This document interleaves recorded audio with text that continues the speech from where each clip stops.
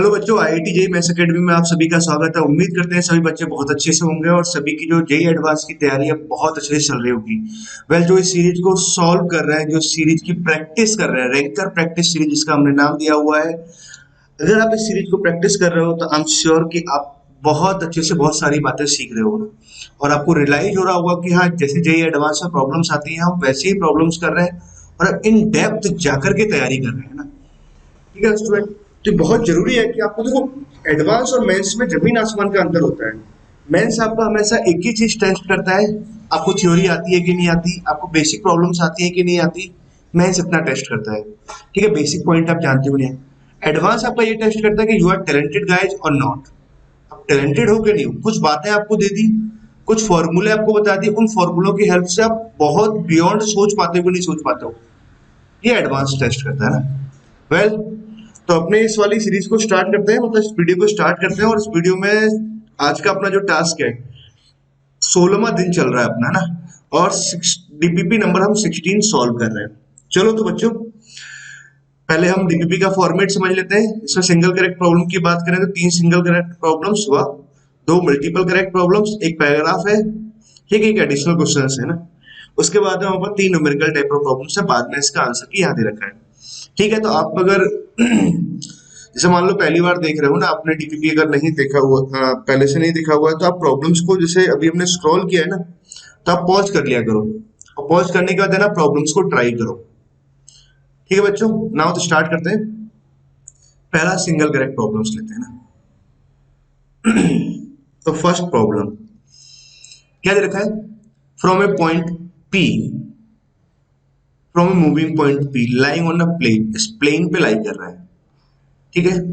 Perpendicular PA, PB, PC are drawn to the coordinate plane. Coordinate plane का मतलब XY plane, YZ plane और ZX plane, ठीक है। तो locus of the foot of perpendicular drawn from the origin to the plane passing through A, B, C as, ठीक है। तो हमें locus of foot of perpendicular निकालना, जो ओरिजिन से प्लेन पे डाला गया है ना उसका। अब देखो, आप पहले प्रॉब्लम को बहुत ध्यान से समझिए।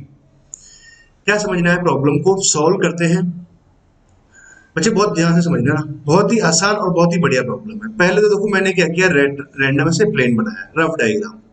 This is the equation of plane. कौन सा है ये हमारे पास? x upon A plus Y upon B plus Z upon C बराबर p। ये प्लेन है। इस प्लेन पे हमने एक पॉइंट लिया अल्फा बीटा गामा, ये पॉइंट लिया। ऑब्वियसली पॉइंट ये जो है पॉइंट P मूविंग पॉइंट के लिए लिया ना, ठीक है। तो पॉइंट P प्लेन पे लाई कर रहा है, तो यहां से हम एक बात ये बोल सकते हैं कि alpha upon A plus beta upon B plus gamma upon C बराबर में P आ गया। एक कंडीशन तो हमारे पास C आ गई, पहली बात। दूसरी बात क्या बोला है, इस पॉइंट P से, अब देखो इसको डायग्राम को अलग से समझिए। मैंने बनाया एक कोऑर्डिनेट प्लेन, और कोऑर्डिनेट प्लेन को बड़ा ही सिस्टमेटिक बना रहा हूँ। एक्स वाई और जेड, जेड को ऊपर दिया, एक्स वाई को सिर्फ प्लेन में दिया। अब मान लो कि ये पॉइंट पी है जो प्लेन पर ही लाई कर रहा था, alpha comma beta comma gamma. यहां से आपने क्या किया, एक्स वाई प्लेन पे परपेंडिकुलर डाला, दिस इज पी ए, ठीक है, मान लेते हैं। तो ए पॉइंट के जब आप कोऑर्डिनेट लिखोगे तो कोऑर्डिनेट एक्स वाई प्लेन पे क्या होगा, Y coordinate, sorry Z coordinate zero होगा। एक्स वाई तो ये आ जाएंगे अल्फा बीटा और यहाँ पर जीरो आ गया, ठीक है। ऐसे आप जब YZ प्लेन पे परपेंडिकुलर डालोगे, तो YZ प्लेन पे परपेंडिकुलर डाला तो B आया, तो YZ में क्या होगा, x जीरो होगा, तो यहाँ जीरो आया, यहाँ बीटा आ जाएगा और यहाँ गामा आ जाएगा। ऐसे अगर मैं ZX प्लेन पे परपेंडिकुलर मान लेते हैं कि ZX प्लेन पे ये परपेंडिकुलर मान लेते हैं C पॉइंट, तो ZX प्लेन पे खास बात क्या होगी, ZX इसकी बात कर रहे हैं ना। अब 3D में समझ रहे हो ना बात को, तो ZX और Y कोऑर्डिनेट जीरो होगा, ठीक है। तो x कोऑर्डिनेट अल्फा रहेगा, y कोऑर्डिनेट गामा रहेगा, ये बात रही। और ये तीनों पॉइंट ए बी सी जो पॉइंट है ना, ये सभी के सभी ऐसे मतलब समझो ना, ये आ गए हमारे पास, तीनों एबीसी पॉइंट आ गए।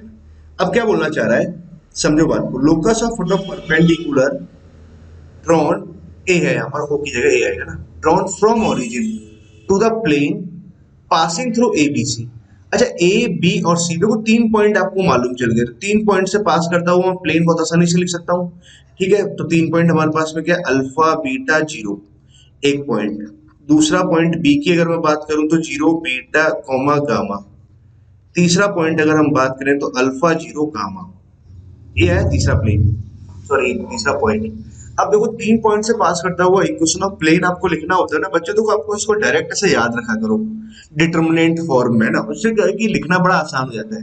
वैसे क्या बहुत आसानी से लिख सकते हैं, बट मुझे ये वाला तरीका ज्यादा आसान लगता है। मतलब हमने क्या किया, देखो इक्वेशन ऑफ प्लेन लिखते हैं आप लोग, एक पॉइंट से पास करता हूँ x1 y1 z1 से, तो आप ऐसे लिख दो ना a into x minus x one, मैं अभी बताता हूँ y minus Y one plus Z into Z minus Z one.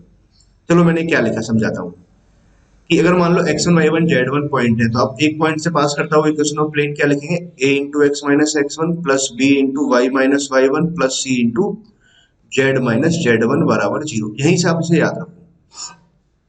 अब ये वाला प्लेन कहाँ से पास कर रहा है, दूसरा पॉइंट x2 y2 z2 ले लिया और x3 y3 z3, दोनों पॉइंट सेटिस्फाई कराएंगे तो हमारे पास में तीन कंडीशंस आ जाएंगी, और ये तीनों कंडीशन से क्या होगा, डिटरमिनेंट का वैल्यू जीरो आएगा ना।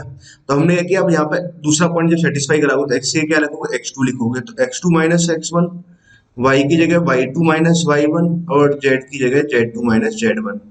ठीक है, और x की जगह मैं x3 पुट कराऊंगा तो x3 minus x1 y3 minus y1 और this is z3 minus z1 बराबर जीरो। ये आता है ना।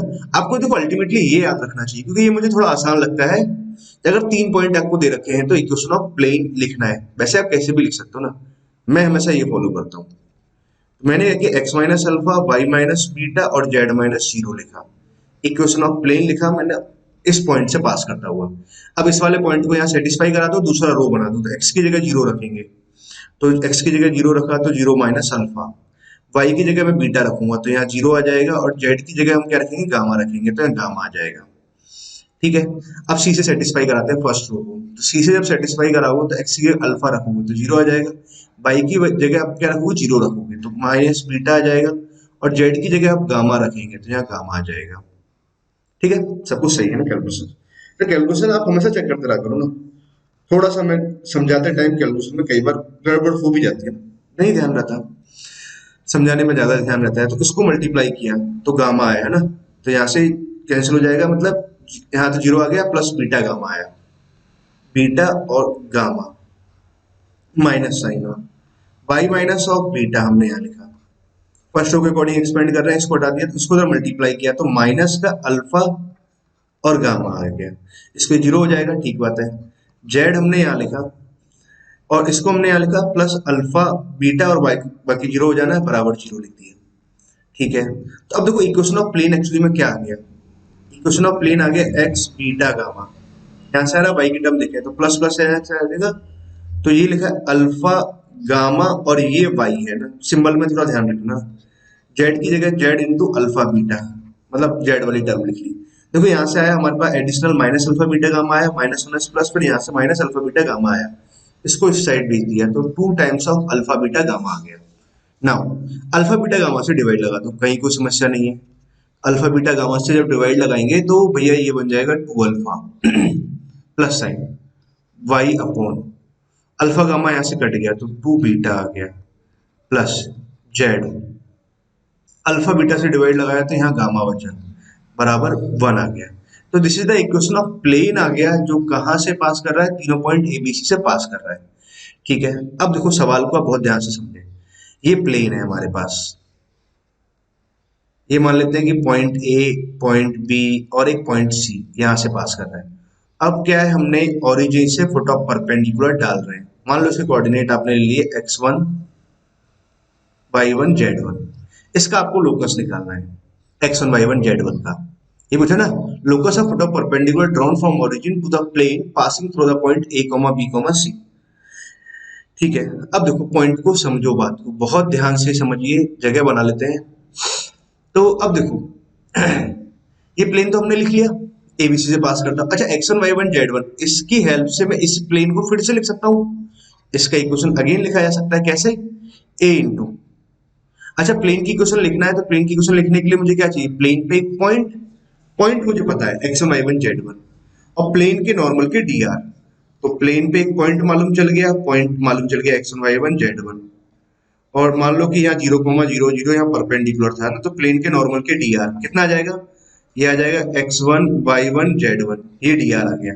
अब इक्वेशन ऑफ प्लेन अगर मैं लिखूं तो x1 इंटू ए इंटू हमने जो लिख रहे थे ना उसका डी आर क्या आ गया एक्स वन वाई ना, फिर आप क्या लिखोगे x minus of x one, यहां लिखा हमने, ठीक है, plus sine y b into b की जगह कितना जाएगा वाई वन, अब हम क्या लिखेंगे वाई माइनस वाई वन, ठीक है, प्लस साइन सी, सी का वैल्यू कितना आ जाएगा जेड वन, प्लेन की डी आर और पॉइंट कितना आ गया जेड माइनस जेड वन बराबर जीरो। उम्मीद करते हैं बच्चों आपको ये वाला पॉइंट समझ आ गया होगा ना, नहीं समझ आया तो इसमें मैं ये कहूंगा कि दो बार पढ़ो अच्छे ढंग से, ठीक है। एक और तरीका बता देते हैं, आर डॉट एन बराबर ए डॉट एन, ठीक। अब समझे बात को कि x x one y y one z z one बराबर कितना है x one square y one square और जेड वन स्क्वायर ये आया।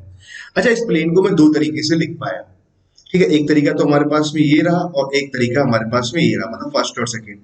मतलब अगर मैं बात करूं कि plane first and second are same, अगर दोनों प्लेन अगर सेम है तो इसका मतलब क्या हुआ, ये कोफिशिएंट्स का रेशो बराबर आएगा, बिल्कुल बराबर आएगा।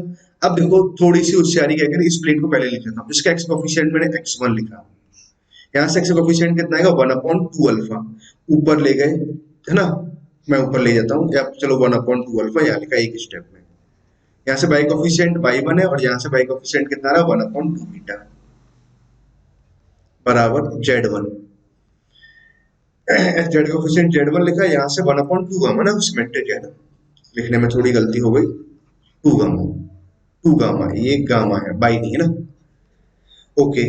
यहां से अगर समझे तो x1 square plus y1 square plus z1 square upon में कितना आ जाएगा 1 आ जाएगा, ठीक है, ठीक है, हमारे पास में ये बात हमें मालूम चली।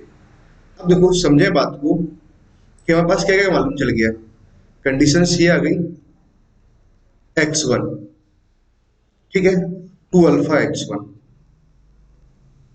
2 बीटा y1 और 2 गामा z1 बराबर में कितना आ गया x1 स्क्वायर y1 स्क्वायर और z1 स्क्वायर, ये हमारे पास में इक्वेशन ऑफ, मतलब ये कंडीशंस आ गई ना, नॉट प्लेन प्लेन, ऐसा कुछ आ गया। अपना टारगेट क्या है, x1 y1 z1 में एक लोकस फाइंड आउट करना है, x1 y1 z1, ठीक है। अब एक तरीका समझो, फुट ऑफ परपेंडिकुलर हमारे पास में ये आ गया x1 square plus y1 square plus z1 square है ना,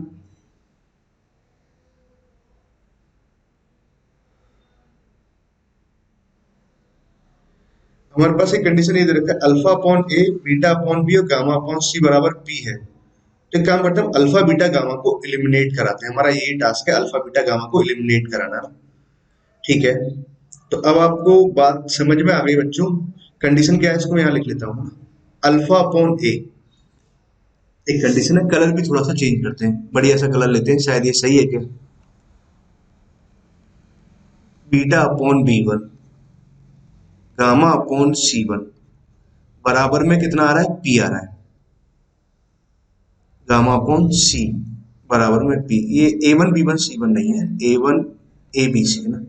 अब काम करते हैं तो अल्फा का वैल्यू मैं यहां से निकालता हूं, अल्फा का अगर वैल्यू आप लिखोगे x1 square y1 square z1 square, तो ये आया, अपॉन में कितना आ जाएगा 2 टाइम्स ऑफ x1 इनटू में a आया, बीटा का अगर वैल्यू लिखेंगे तो x1 square y1 square z1 square, ये आया, बीटा का वैल्यू कितना आ जाएगा यहाँ से 2y1 अपॉन में, तो 2y1 b यहां पर आया प्लस साइन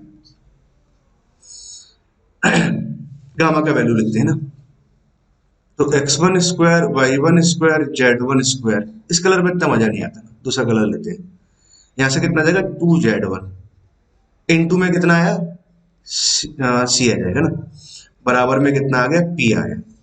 अब देखो पॉइंट को समझिए, पॉइंट को समझिए, समझते रहिए, x1 square y1 square z1 square तो कॉमन आ गया, वेरी गुड है ना, यहां से क्या आ गया 1 upon of ax1 1 upon of py1 1 upon of cz1 बराबर में कितना आया 2p आया, ये आया।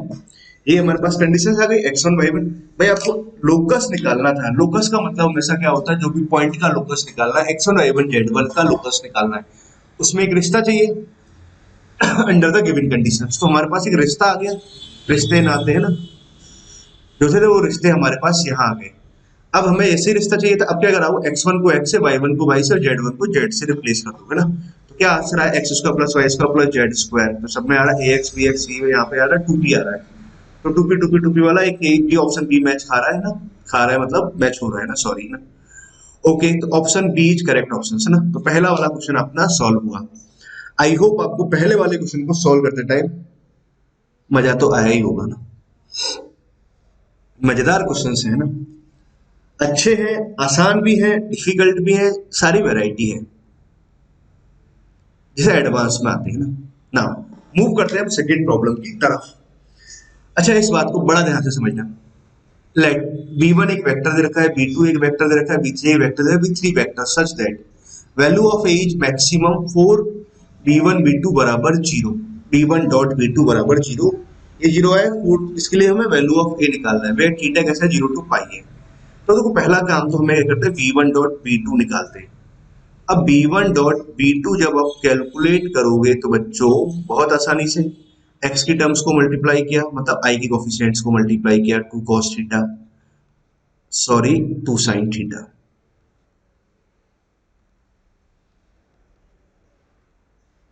2 sin थीटा तो यहां से आया, माइनस ऑफ 2 cos थीटा यहां से आ गया, प्लस साइन है ना, के को तो माइनस का a यहां से आया, बराबर में 0 है।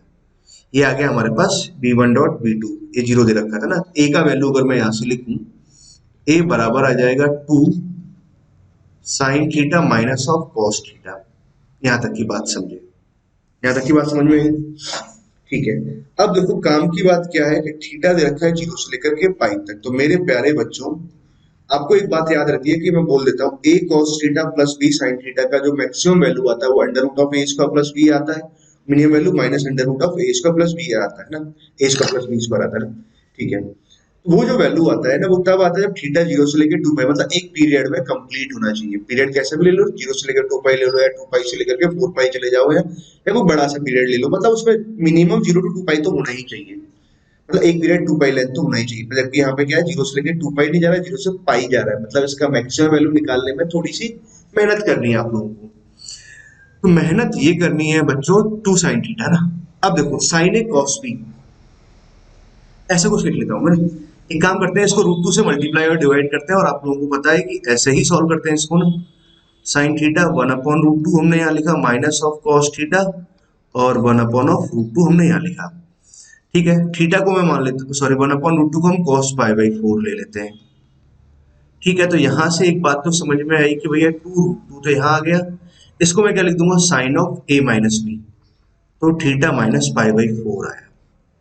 ठीक है, अब मुझे रेंज निकालना है, तो थीटा माइनस पाई बाई 4 कैसे वेरी कर रहा है, तो थीटा बराबर 0 डाल दो, तो भैया यहाँ डाल दिया, तो ये माइनस पाई बाई 4 आया, एक वैल्यू पाई डाला हमने तो कितना है, 3 पाई बाई 4 आया। ठीक है, तो थीटा कैसे वेरी कर रहा है, माइनस पाई बाई 4 से 3 पाई बाई 4 तक, साइन थीटा नहीं, मतलब ये पूरा अंतर्गत term theta minus pi by 4। अब देखो साइन का मैं चित्र बनाता हूं, चित्र कुछ इस तरह से होता है, आप लोगों को पता है साइन टी है ना, टी की तरह है ना काइंड ऑफ, ऐसे थीटा माइनस इसका नहीं है ना, ऐसे टी मान रखा है, तो टी कैसे वेरी कर रहा है, माइनस पाई बाई 4, यहाँ कहीं आ जाएगा माइनस पाई बाई 4, यहाँ पाई बाई 2 है, यहाँ आ जाएगा 3 पाई बाई 4। तो ये बना डायग्राम पूरा, इसको जो मैंने डार्क किया हुआ है और इसको हटा दिया अंडर दिस कंडीशन, ये हटा दिया हमने, तो ये हमारे पास डायग्राम आया। इन दिस डायग्राम अगर मुझे इसका मैक्सिमम वैल्यू चाहिए, तो भैया मैक्सिमम वैल्यू कहाँ मिल रहा है, यहाँ मिल रहा है। तो भैया मैक्सिमम वैल्यू कब मिला मुझे, तो पहली बात तो देखो ए मैक्स की अगर मैं बात करूँ, मैक्सिमम वैल्यू कितना आ जाएगा, इसका मैक्सिमम वैल्यू 1 रख देंगे, तो यहाँ से आ जाएगा ए मैक्स, तो आ जाएगा 2 आ जाएगा। एंड किस है ना, आगे भी देखो सवाल को अगर पढ़ोगे ना, for this value of A and theta, जो वैल्यू जाएगी, ए का वैल्यू आया और थीटा है, मतलब ये मैक्सिमम आ रहा है किस वैल्यू पर आ रहा है, थीटा की, जब थीटा माइनस पाई बाई 4 कितना आ जाए, पाई बाई 2 हो जाए। ठीक है, तो थीटा बराबर कितना आ गया हमारे पास, 3 पाई बाई 4 आ गया बच्चों, वेरी गुड। तो ये अपना आंसर आएगा ना जहां तक का। तो ए मैक्सिमम वैल्यू कितनी आई, 2 रूट 2 आया, थीटा इक्वल टू कितना आ गया, 3 पाई बाई 4 आ गया। अब देखो सवाल को, बात को अब समझते हैं। यहां तक की बात हमने समझ ली, तो इसको तो अब मैं करता हूं साइड, ठीक है, नीचे करते हैं।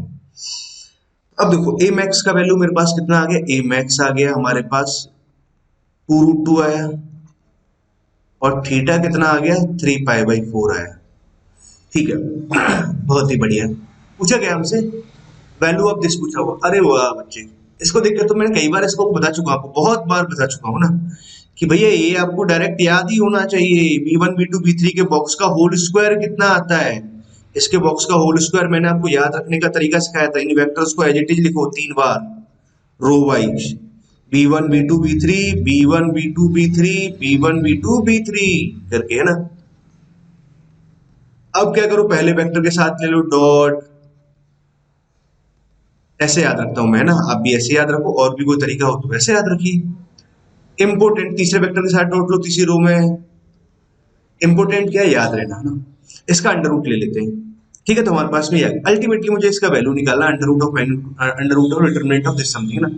एक्चुअली किसके बराबर लिखा हुआ है, ये जो हमें रिक्वायर्ड जो एक्सप्रेशन है, इस रिक्वायर्ड एक्सप्रेशन को आप क्या बोल सकते हो, box of b1 b2 b3, this is the point. Under root लिया हुआ तो बेटा मॉड भी आएगा, इसका वैल्यू अगर नेगेटिव आ रही होगी तो मॉड ले लेंगे, है ना। बहुत ही बढ़िया। तो काम की और मुद्दे की बात ये रही कि आपको इतनी बात मालूम चली, तो भैया ये तो हम बहुत अच्छे से जानते हैं, इसका वैल्यू क्या आएगा, डिटरमिनेंट ऑफ वेक्टर b1 लिखते हैं, बहुत ही प्यार से लिखते हैं b1, थीटा बराबर कितना है, 3π/4 है, साइन 3π/4 कितना आ जाएगा, 1/, सॉरी, हाँ 1/√2 आ जाएगा π/4, ठीक है। यहाँ -2 लिखा हमने, और यहाँ पे हमने a का वैल्यू कितना आ रहा है, 2√2 आ रहा है, लिखते चले, b2 लिखते हैं ना, तो 2 हमने यहाँ लिखा, cos ऑफ 3π/4 लिखेंगे, तो बच्चों याद रहना, पता याद नहीं, मतलब पता डायरेक्ट निकाल सकते हो, पाई माइनस पाई तो 1/√2 ना, ये सब वैसे याद नहीं रखते, मतलब वैसे कुछ बच्चों को याद भी रहता है ना। आई और के, तो यहाँ पर वैल्यू कितना आ गया, 1 आ गया, यहाँ 0 आ गया, और यहाँ 1 आ गया, आई और के दे रखे हैं तो 1 0 ऐसे कुछ दे रखा है ना। ठीक बात है, एक काम करते हैं, डायरेक्ट एक्सपेंड करते हैं, कॉमन वॉमन के चक्कर में नहीं पढ़ते, पढ़ लें। रूट 1/√2 अगर यहाँ से कॉमन ले ले, 1/√2 यहाँ से कॉमन नहीं लेते ना, डायरेक्ट ही सॉल्व कर देंगे, जितना मैं कॉमन वॉमन लेंगे उतना सॉल्व हो जाएगा, एक ही लाइन में सॉल्व होना है। 1/√2 हमने यहाँ लिखा, ठीक है, इसको उधर मल्टीप्लाई किया, इसको उधर मल्टीप्लाई किया, 0 आया, तो यहाँ से तो आ गया -1/√2 आया, ठीक है, माइनस साइन, माइनस आने से यहाँ प्लस आ जाएगा 2 इंटू, इस रो को छोड़ा, इसको उधर मल्टीप्लाई किया, 2 आया, इसको उधर मल्टीप्लाई किया तो प्लस का 1, तो 3 यहाँ से आया, प्लस साइन ऑफ 2√2 यहाँ से आया, इसको उधर मल्टीप्लाई किया, इसको उधर मल्टीप्लाई किया, तो यहाँ से प्लस का 1/√2 यहाँ से आ जाएगा, ठीक है। यहाँ से आ गया माइनस का 1/2, प्लस का 6 यहाँ से आया, √2 से √2 कैंसिल हो गया, तो 2 यहाँ से आया, 8 आ गया, 8 माइनस 1/2 लिखा हुआ है। सब कुछ अगर सही सही चल रहा हूं मैं ना, शायद मैं सही चल रहा हूं क्या, मुझे खुद भी ढंग से नहीं पता ना। 2√2, हाँ सही एकदम ना, बहुत सही है ना, कहीं कोई दिक्कत नहीं है। तो 16 तक 15/2 तो हमारे पास यहाँ आंसर आया, ठीक है। इसका जो वैल्यू आया 15/2 आया, अकॉर्डिंगली 15/2, ठीक है। तो यहाँ 15 पुट कर देते हैं, 2 यहाँ पुट करते हैं तो ये 8 बन जाएगा, तो 15 माइनस 8 कराएंगे तो 7 आएगा, 7 आंसर आना चाहिए, दे रखा है ऑप्शन में, बिल्कुल दे रखा है, सी ऑप्शन इज करेक्ट, है ना। सब कुछ अगर सही है, कैलकुलेशन भी सही है ना, कहीं कोई दिक्कत नहीं है, तो कौन सा आंसर आएगा, सी आएगा, सेकंड का सी, एकदम सही है ना, बहुत ही बढ़िया। मैंने सही किया, मतलब कैलकुलेशन बिल्कुल सही है ना, कंसेप्ट वाइज तो प्रॉब्लम हो जाती है टीचर से, कई बार कैलकुलेशन मिस्टेक कर जाते हैं ना। ओके, ना अगली प्रॉब्लम पे बात करते हैं, R1 R2 with the radii, third problem, कौन सा problem, third problem, R1 R2 with the radii of the circle C1 and C2 touching this ellipse at the point 1,1। अच्छा, इस इलिप्स को 1,1 पे टच कर रहा है and also touching the x axis, R1 greater than R2 दे रखा है, then the point Q on the circle C2 which is farthest from the circle C1, जो C1 से बहुत दूरी पर हो, मतलब है ना, ये निकालना है। आई होप आपको प्रॉब्लम समझ में आ गया होगा। इसका मैं बनाता हूँ रफ डायग्राम, मतलब चित्र बनाते हैं।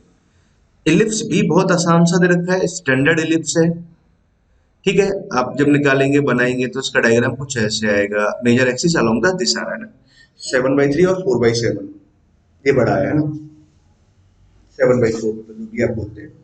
मान लो 1,1 हमारे पास में पॉइंट यहाँ कहीं है, या फिर यहाँ कहीं बनाता हूँ आपको थोड़ा सा फील आए। फील आना बहुत जरूरी है। यहाँ हमने एक ऐसे टेंजेंट ड्रॉ किया, दिस इज द टेंजेंट ना। अब क्या कहना चाह रहा है, सवाल का डायग्राम आपको समझ में आया? सवाल का डायग्राम, चित्र समझ में आया? वेरी गुड, बहुत ही अच्छे बच्चे हो आप लोग ना। अब देखो 1,1 यहाँ पर है, एलिप्स मुझे पता है। अब सर्कल की बात कर रहे हैं, तो देखो पहले तो चित्र समझो कि इसका दो सर्कल कैसे आ रहा है।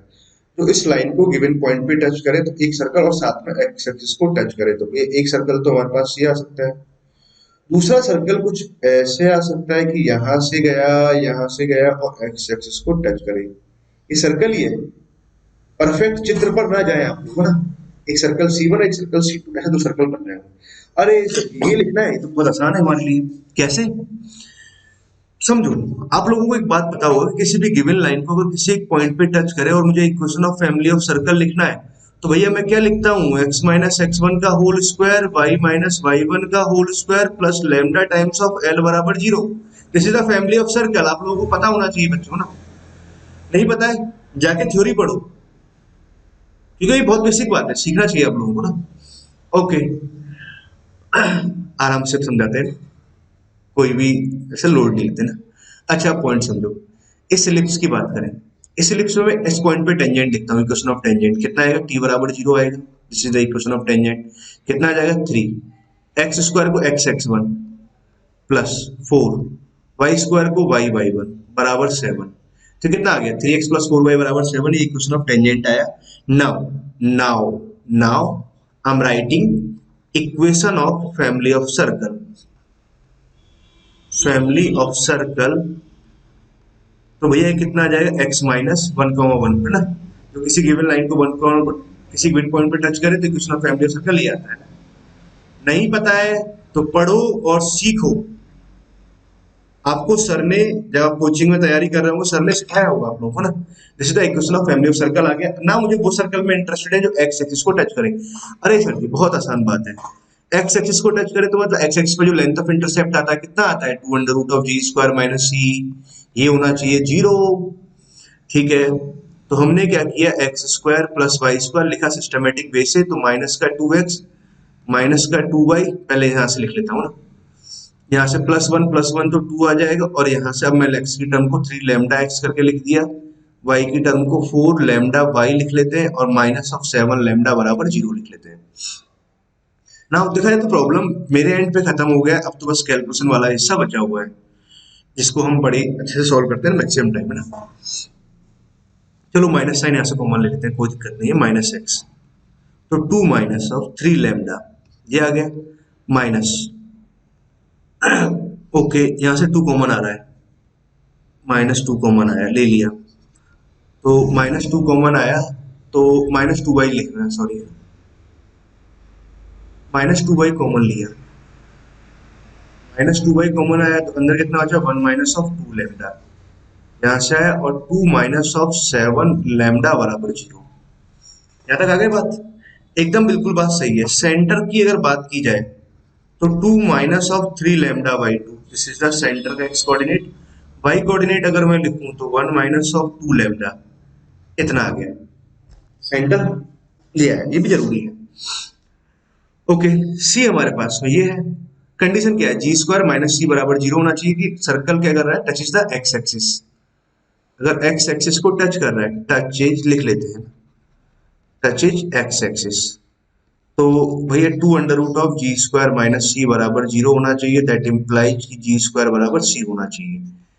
तो g², तो ये हमारे पास माइनस जी है ना, माइनस f की तरह, तो g हमारे पास में इसका स्क्वायर कराओगे तो कितना आ जाएगा, 4 plus of 9 lambda square minus का 12 लैम्डा अपॉन में 4 आया, बराबर में c। c हमारे पास में ये लिखा हुआ है 2 माइनस ऑफ 7 लैम्डा ना। कलर चेंज कर लेते हैं, बहुत हो गया, एक ही कलर को लेते लेते ना, जगह भी पूरी बनाते हैं।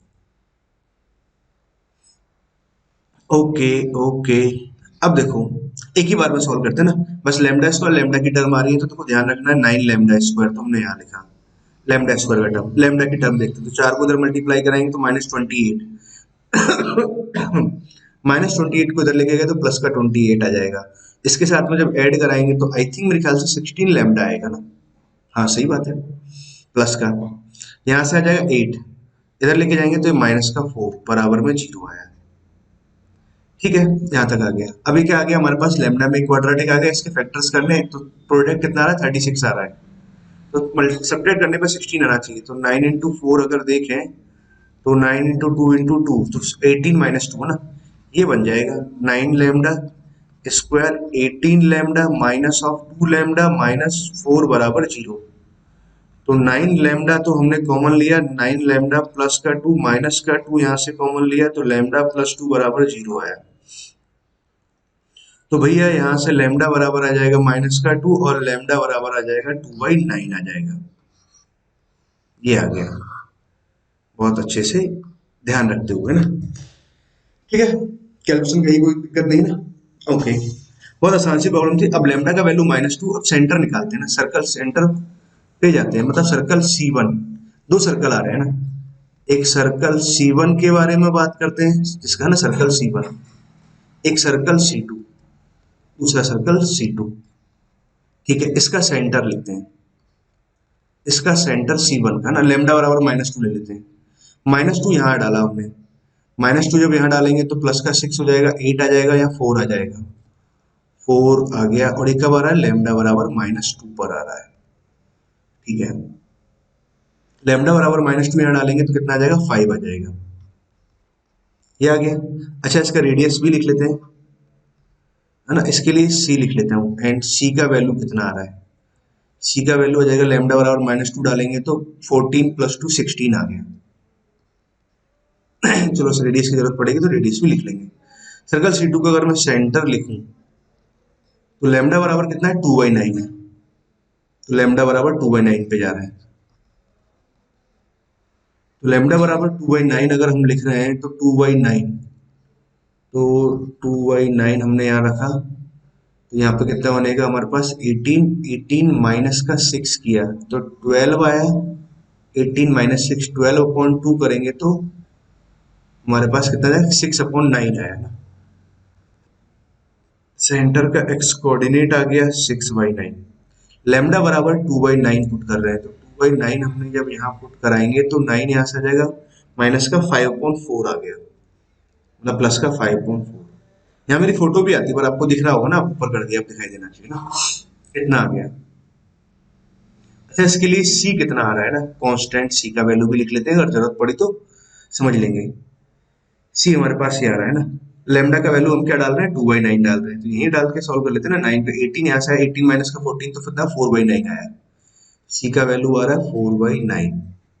अब देखो सवाल में क्या है ना कि वो यहाँ तक नहीं रुकता, बहुत कुछ पूछते जाते हैं ना, यही बड़ी बात है और यही खास बात है इस TPP की, जो आपको इन डेप्थ सारी बातें सिखाती है, क्योंकि एग्जाम से पहले की काम कर रहे हो ना आप, तो कोई दिक्कत नहीं है। एग्जाम से पहले आप हर बात को बहुत अच्छे ढंग से बहुत टाइम लेकर सीख सकते हो, बट एग्जाम में तो आपको फिर क्या करना रहेगा, आपकी जब ऐसी बहुत ही बेकार घटिया घटिया टाइप की ऐसी प्रॉब्लम की प्रैक्टिस होगी ना, घटिया इन द सेंस की ऐसी बेकार बेकार सी जो मतलब बहुत ही लेंदी सी अजीब अजीब सी प्रॉब्लम्स रहती है ना, इनके प्रैक्टिस आप बहुत ढंग से कर पाओगे तो एग्जाम के अंदर जो घटिया प्रॉब्लम्स दिख रही होती है ना, तो उनको सोल्व करने में फटाफट सोल्व कर दोगे ऐसे। घटिया इन द सेंस की लेंथ, सम टाइम कुछ लेंदी हो गई, some time box maximum concept आ रहे हैं ना, सभी चीज का मतलब कॉम्बिनेशन रहा है। ओके, सेंटर रेडियस ना, अब देखो सवाल में क्या कहना चाह रहा है कि हमारे पास में एक सर्कल ही आ गया, तो सर्कल ही आ गया ना। अब देखो एक बात तो मुझे ये समझ में आई कि सेंटर 6/9 5/4 है ना, इस सर्कल का सेंटर तो चलो ये आ गया, ये तो छोटा वाला सर्कल बनेगा, ये अपने आप में C2 सर्कल रहा, ये अपना C1 सर्कल रहा, इसका सेंटर कितना आ रहा है 4, क्या है 4,5 है सेंटर, बहुत अच्छे से आया ना सेंटर 4,5, यहाँ चित्र बनाया ना। सवाल में अब समझते हैं, the point on Q on circle C2। ठीक है, अच्छा रेडियस R1 R2 दे रखा है, तो R1 ग्रेटर देन R2 दे रखा है, तो देखो R1 ग्रेटर देन R2 दे रखा है तो इसी का रेडियस ज्यादा, मतलब ये C1 है और ये C2, तो ऑलरेडी वो सही आ गया ना लेने में ना, जिसका रेडियस ज्यादा है, डायग्राम से बोल सकता हूँ भाई ये बड़ा डायग्राम बन रहा है ना, इसका रेडियस ज्यादा ही आएगा, कैलकुलेट करने पर करोगे तो कैलकुलेट यही आएगा ना, कोई दिक्कत नहीं है। तो ऐसा कुछ है, तो पूछना चाह रहा है ये C1 हुआ या C2 हुआ, the point on Q on circle C2, C2 पे निकालना है, which is farthest from the circle C1, जो सर्कल C1 से कैसा हो, फारटेस्ट हो। मान लो कि ये दोनों टच कर रहे हैं। अब भाई एक सर्कल ऐसे छोटा छोटा सा बनाता हूँ, एक सर्कल ऐसे बड़ा बनाते हैं। अब देखो सर्कल के सेंटर्स को ज्वाइन करने वाली लाइन तो हमेशा क्या होगा, एक लाइन में होगा, ये यहाँ से पास करेगी ना, टचिंग पॉइंट से पास करेगा। ये सर्कल C1 का सेंटर मान लिया, ये C2 का सेंटर मान लिया। अब इससे जो फारटेस्ट पॉइंट होगा वो भैया ये पॉइंट होगा, जिसका मान लो Q पॉइंट है। अब बड़ा चित्र बनाता हूं मैं ना, C1 यहाँ है, C2 यहाँ कहीं है और यहाँ Q है। ठीक है, C1 के कोऑर्डिनेट आपको पता है कितना आ रहा है, C1 के कोऑर्डिनेट है 4,5। C2 के कोऑर्डिनेट आपको मालूम है, वो लिख लेंगे। अब हमें Q के कोऑर्डिनेट निकालने हैं। अब Q के कोऑर्डिनेट निकालने हैं, इसका मतलब क्या हुआ, हमें सेक्शन फॉर्मूला लगाना चाहिए। सेक्शन फॉर्मूला लगाने के लिए मुझे फिर ये लेंथ और ये लेंथ पता होना चाहिए, C1 C2 के बीच का डिस्टेंस और यहाँ से पॉइंट Q ना। चलो बच्चों, अब मैं आपके लिए टास्क छोड़ देता हूँ, मैं एक सॉल्व नहीं कर रहा हूँ। Q पॉइंट का ना C1 से डिस्टेंस बहुत आसानी से निकाल सकते हैं। इसका रेडियस ये आ गया और इसका रेडियस ये आ गया, तो 2 टाइम्स ऑफ ये R2 रेडियस मान लेते हैं, 2 times of R2 plus R1, ये आ जाएगा। C2 का C1 से डिस्टेंस कितना है, R1 प्लस R2 आ जाएगा, ये आ गया। तो by using section formula external division लगाते हुए आप क्या कर सकते हो, पॉइंट Q कोऑर्डिनेट निकाल सकते हैं।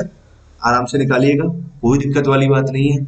ठीक है, मैंने आपको सारा कंसेप्ट सिखा दिया है यहाँ पर। ओके स्टूडेंट, आई होप आपको थर्ड प्रॉब्लम बहुत ढंग से क्लियर हो गया, इसमें कहीं कोई समस्या नहीं है, बहुत ही बढ़िया प्रॉब्लम था ना।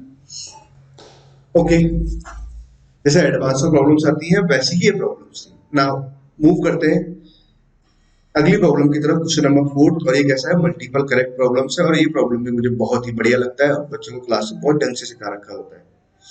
ठीक है, कंसेप्ट। अच्छा देखो, प्रॉब्लम को देखते मुझे तुरंत एक बात समझ में आ गई कि ये सब बात जो कर रहा है, ये बात कर रहा है न्यूटन इक्वेशन। किसके बारे में, न्यूटन इक्वेशन के बारे में बात कर रहा है। ये क्या होता है सर जी न्यूटन इक्वेशन? ये बेटा कुछ एक ऐसी बात है, मैं आपको बस समझा देता हूँ। मान लो मैं क्वाड्रेटिक से समझाना शुरू करता हूँ आपको। एक क्वाड्रेटिक लिया हमने, ax square bx plus c बराबर 0। इसके दो रूट है, एक रूट अल्फा है और एक बीटा है। Sn बराबर हमारे पास में एक अल्फा पावर n और बीटा पावर n है। ठीक है, n कुछ भी हो, वो खास फर्क नहीं पड़ता ना। अब समझो, कलर भी थोड़ा चेंज किया। अब ये जो क्वाड्रेटिक है और ये Sn है, इनके बीच में आपको अगर रिलेशन लिखना है ना, रूट Sn क्या है, जो रूट्स है alpha power n beta power n के बीच में ऐसा रिलेशन है ना आएगा, तो वो रिलेशन देखो ऐसे आता है, a into Sn plus b into, अब क्या है, a इंटू आपने शुरू कर, कोई सा भी आप Sn ले लो ना, Sn यहाँ से। अब बस आपको क्या ध्यान रखना है, एक एक कम करते हुए जाना है, b into s of n minus 1 plus c into s of n minus 2 बराबर 0। ये रिलेशन हमेशा होल्ड होता है, ये बात ध्यान रखो। कैसे होल्ड होता है, बहुत आसान सी बात, चलो प्रूफ भी कर देते हैं ना आप लोगों को, और फिर बताते हैं सारी बातें आप लोगों के लिए। a इंटू एस एन, इसको प्रूफ करना है, 0 के बराबर आएगा कि नहीं आएगा। एस एन का वैल्यू है alpha power n beta power n, b into इसका वैल्यू आ गया alpha power n plus beta power n minus 1 plus c into alpha power of n minus 2 plus beta power of n minus 2 बराबर 0 आएगा। ठीक है, अब यहां से अपना समझते हैं, अल्फा पावर n माइनस 2 मैं लेता हूं कॉमन, इससे इससे और इससे। तो जब लिया कॉमन तो यहाँ बचा a अल्फा स्क्वायर, यहाँ बचा b अल्फा और यहाँ बचा c। अरे गुरुजी है ना, फिर हम क्या करते हैं, beta power n minus 2 common ले लेते हैं। ठीक है, बीटा पावर n माइनस 2 जब कॉमन लेंगे तो यहाँ से बचेगा a beta square plus b beta plus c बराबर में 0। इसका वैल्यू देखो, अल्फा बीटा इसके रूट से क्वाड्रेटिक है तो इसकी वैल्यू भी 0, इसकी वैल्यू भी 0, 0 बराबर 0 आ गया। मतलब ऊपर वाला जो रिलेशन है वो सेटिस्फाइड हो रहा है। इस रिलेशन को नाम देते हैं न्यूटन इक्वेशन, जो हम क्लास में बकायदा मैं 2 घंटे तक इसको डिस्कस करता हूँ ना। मतलब पहले अपने थ्योरी डिस्कस करते हैं, देन उसके बाद इसकी प्रॉब्लम्स को डिस्कस करते हैं, एंड कुछ भी हो। दूसरी बात समझो, ये हमने सब सीखा क्वाड्रेटिक के लिए। अच्छा, या माइनस हो तब भी चलेगा। अच्छा, अगर यहाँ p into alpha power n plus q into beta power n है तब भी चलेगा, तब भी सेटिस्फाइड होगा, या माइनस है तब भी चलेगा। एक बात। दूसरी बात, ये अपना क्या था, क्वाड्रेटिक, ये क्यूबिक के लिए भी वैलिड है, बाई क्वाड्रेटिक मतलब हर एक पॉलिनोमियल के लिए वैलिड है। दूसरी बात, अब क्यूबिक के लिए कैसे वैलिड होगा, उसके 3 रूट आएंगे, अल्फा बीटा गामा। ठीक है, एस एन या टी एन, उनके पावर एन का सम का मुझे रिलेशन निकालना है, को टी एन दे रखा है तो रिलेशन निकालना है, तो क्या आएगा? अब देखो ये आप डायरेक्ट लिख सकते हो, ये समझाने की जरूरत नहीं है। इसको करते हैं साइड, और अब आते हैं हम अपने प्रॉब्लम पर। कंसेप्ट तो हमने सीख लिया, अब सॉल्यूशन ऑफ प्रॉब्लम पर आते हैं ना। अब देखो एक क्यूबिक है, इस क्यूबिक में थोड़ा सा गड़बड़ था, एक्स स्क्वायर का टर्म नहीं है तो जीरो डॉट एक्स स्क्वायर ले लेते हैं, माइनस का 4x और प्लस 1 बराबर जीरो लिख लेते हैं। ठीक है, एंड टी एन बराबर क्या लिखा हुआ? Alpha power n, beta power n और गामा पावर एन, ये लिखा हुआ है। ठीक है, तो अब मुझे टी एन में और इसके कोफिशिएंट्स के बीच में रिलेशन लिखना है, तो कैसे लिखेंगे? 1 इंटू तो टी एन, ऐसा लिखा आपने। अब आप जाओ एक एक कम करते हुए, minus 0 into t n minus 2। ठीक है माइनस क्यों लिखा मैंने? प्लस लिख तो कोई फर्क नहीं पड़ता। फिर उसके बाद माइनस, ऐसे लिखा, माइनस का कोफिशिएंट 4 है, या एक कम करेंगे तो टी एन माइनस 3, सॉरी गलत कर दिया, टी एन माइनस 1 या टी एन माइनस 2, एक एक कम करते जा रहे हैं। फिर plus 1 into t n minus 3 बराबर 0, ये आया हमारे पास रिलेशन। मतलब अल्टीमेटली रिलेशन कितना है? टी एन यहाँ से है minus of 4 t n minus 2, यहाँ से है plus sine of t n minus 3 बराबर 0 है। तो टी एन हमने यहां से लिखा, टी एन माइनस 3 हमने यहां से लिखा, 4 और टी ऑफ एन माइनस 2 यहां से है। ये रिलेशन है अल्टीमेटली।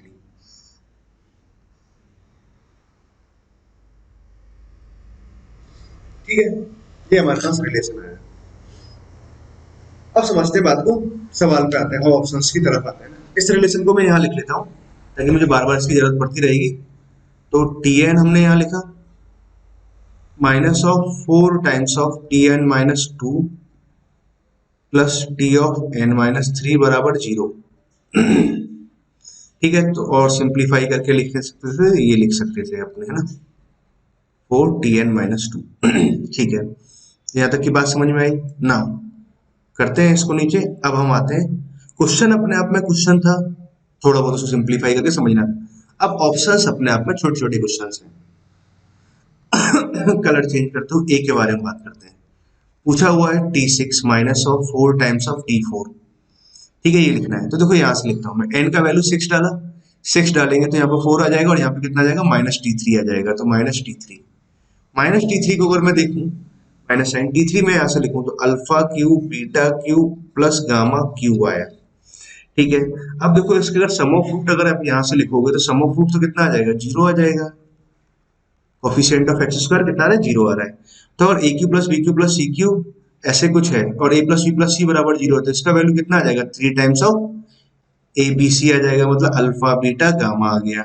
ये क्या आएगा? Product of root. Product of root आप यहाँ से लिखोगे तो कितना आ जाएगा? Minus c by a, minus 1 यहाँ से आया, मतलब फाइनली यहाँ से कितना है? माइनस 1 इसकी वैल्यू आई, तो फाइनली इसका वैल्यू 3 आ गया। तो इसका आंसर 3 आ रहा है, मतलब option A is correct option, पहली बात। ठीक है, ऑप्शन बी पे चलते हैं किसी नए कलर के साथ में। ऑप्शन बी दे रखा है T96 plus sign 2 times of T99 plus sine of T102, ये दे रखा है। ठीक है, n माइनस 2 n माइनस 3 सही है ना? मतलब अगर टी एन है और से कम है हमारे पास में, यहाँ पर है ना n माइनस 3, तो यहाँ से ज्यादा है ना। समझाता हूँ क्या कहना चाहता हूँ। अब देखो ऑप्शंस को अगर मैं बहुत ध्यान से अगर समझूं तो T98 है ना, T96, तो देखो इसमें 2 लिखा हुआ है, तो मुझे इसमें चाहिए ना। एक काम करते हैं, इसको मैंने ऐसे लिखा है T96 T99, इन दोनों का ब्रैकेट बनाया है, T99 यहाँ लिखा और T102 यहाँ लिखा। तो टी एन यहाँ पर है, उससे 3 कम यहाँ लिखा, टी एन यहाँ पर और 3 कम यहाँ से लिखा ना, 3 टर्म्स कम होकर जा रहा है। तो इसका वैल्यू कितना आ रहा है? 4 टाइम्स ऑफ, जो कम है उससे एक ज्यादा आ रहा है, मतलब ये T97 आया। ठीक है, यहाँ 3 इससे कम है ना, इतना है, तो ये 4 टाइम्स आएगा, और जो कम है उससे एक ज्यादा आ जाएगा। कितना आ जाएगा? 100 यहाँ से आ गया। वाह, ये बात तो समझ में आई। अच्छा, 4 तो यहाँ से कॉमन आया, T100 उससे 3 कम यहाँ से है T97, तो इसका वैल्यू कितना है? 4 टाइम्स ऑफ T98 आ जाएगा। ये तो भैया 16 टाइम्स ऑफ T98 आया, एकदम बिल्कुल सही है, option b is correct option, बिल्कुल सही जवाब आप लोगों का। वैसे जवाब क्या था आप लोगों का, मुझे भी नहीं पता ना, मतलब अगर आपने सही किया ना, अगर इस तरह से कर रहे हो तो ठीक है। ऑप्शन सी की बात करते हैं ना, सी अपने आप से आप ट्राई कर सकते हो सिमिलरली, है ना। ऑप्शन सी को मैं टेस्ट नहीं कर रहा, डू योर सेल्फ, अपने आप दिमाग का घोड़ा दौड़ाए, है ना। ना अगला प्रॉब्लम डिस्कस करते हैं कि अल्फा बीटा गामा इसके रूट से, तो greatest integer of alpha, greatest integer of beta, greatest integer of gamma का वैल्यू कितना आएगा। अब देखो ये सवाल आप लोग जब आईआईटी की तैयारी कर रहे होते हैं ना, जेईई एडवांस को, और आपने बहुत ही रिग्रेसिवली तैयारी की है, तो ऐसी प्रॉब्लम अपने क्लास नोट्स में की होगी, है ना। Greatest integer alpha beta gamma इसकी वी के रूट है, तो बताओ greatest integer alpha, greatest beta, greatest gamma कितना होगा। पहला काम, इसका डायग्राम बनाओ, चित्र बनाओ। एफ एक्स बराबर कितना दे रखा है, x cube minus of 4x plus 1, यही है ना, ठीक है।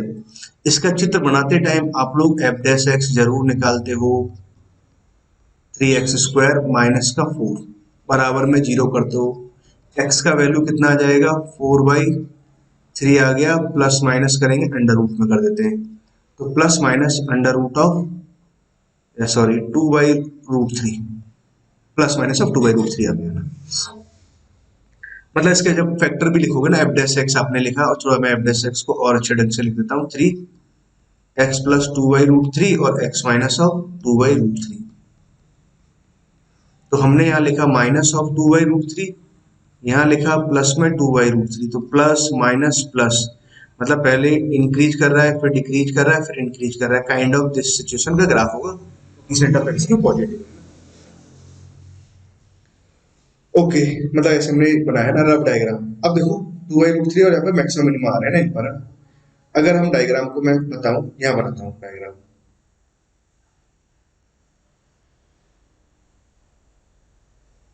तो हमने क्या किया, यहाँ -2/√3 लेते हैं, यहाँ 2/√3 ले लेते हैं, ठीक है। Coefficient of x Q positive है, क्यों बार बार बोल रहा हूँ उसको बताता हूँ। और उसके बाद में एक्स को 0 पे वैल्यू कितनी आ रही है, 1 आ रही है, ठीक है। डायग्राम, अब 2/√3 पे वैल्यू निकालो एक बार कि वैल्यू कैसी आई, तो एफ ऑफ 2/√3 और एक और वैल्यू निकालो एफ ऑफ माइनस ऑफ 2/√3 पर, फिर 2/√3 पे वैल्यू निकालेंगे, तो यहाँ से कितना आ जाएगा, 8/3√3, 8/3√3, 2/√3 अगर पुट करें तो माइनस ऑफ 8 अपॉन, क्या बात हो रही है यहाँ पर, इसका वैल्यू हमने 2/√3 यहाँ पुट कराया, तो 8/3√3 आएगा ना, 3√3, यहाँ से आ जाएगा 8/√3 प्लस का 1, ठीक है।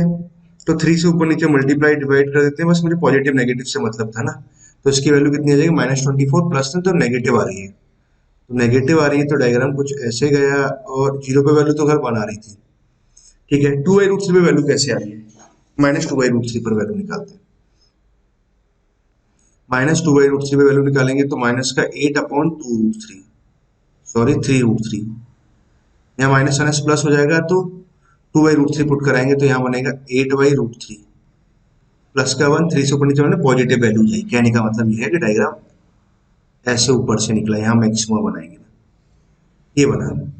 अब देखो यहाँ 0 है, ये वैल्यू 1 है, अब आपको रूट्स को समझना है, तो भैया एक रूट तो ये आया, एक रूट ये आया, और एक रूट हमारे पास ये आया, 3 रूट आए ना, ये रूट, ये भी एक रूट, ये भी एक रूट। अब देखो रूट्स के पोजीशन, आपको पता एग्जैक्टली रूट तो नहीं निकालना, बस ग्रेटेस्ट इंटीजर चाहिए, तो 2 पे वैल्यू और चेक करो, x³ माइनस 4x प्लस 1 और एफ एक्स बराबर 2 पे वैल्यू निकालते हैं, देखो 2 पर वैल्यू अगर निकाला, तो यहाँ से 8 माइनस 8 तो 0 हो जाएगा, प्लस 1 मतलब पॉजिटिव आ रहा है 2 पे वैल्यू, मतलब एक रूट आपका कहाँ आ रहा है, 1 और 2 के बीच में आ रहा है, इतनी बात। एक रूट आपको 0 और 1 के बीच में पता ही है ना, 2/√3, मतलब ये 1 पॉइंट समथिंग है ना।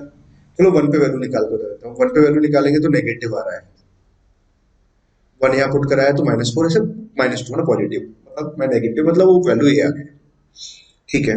-2 पे और वैल्यू निकाल लेता हूँ मैं, या -1 पे चेक करता हूँ पहले, -1 पे वैल्यू कितनी आएगी, एफ ऑफ -1, -1 प्लस का 4 प्लस का 1, अरे वाह, -1 पे वैल्यू पॉजिटिव आ रही है, -2/√3 हमारे पास में कितना आएगा, ये वन पॉइंट समथिंग को यहाँ से डिवाइड कराएंगे तो पॉइंट समथिंग कुछ ऐसा है -1 पे, चलो वैल्यू पॉजिटिव आई, -2 पे वैल्यू निकालता हूँ। माइनस का 8 और प्लस का 8 कैंसिल हो गया, -2 पे वैल्यू कैसे आ रही है, पॉजिटिव ही आई। -2 पे वैल्यू कितनी आई, पॉजिटिव आई क्या, और ढंग से करते हैं। माइनस का 8 तो हमने यहाँ से किया, प्लस का 8 यहाँ से आ जाएगा, प्लस का 1, -8 +1 तो पॉजिटिव आ रही है, -2 वैल्यू भी पॉजिटिव आई।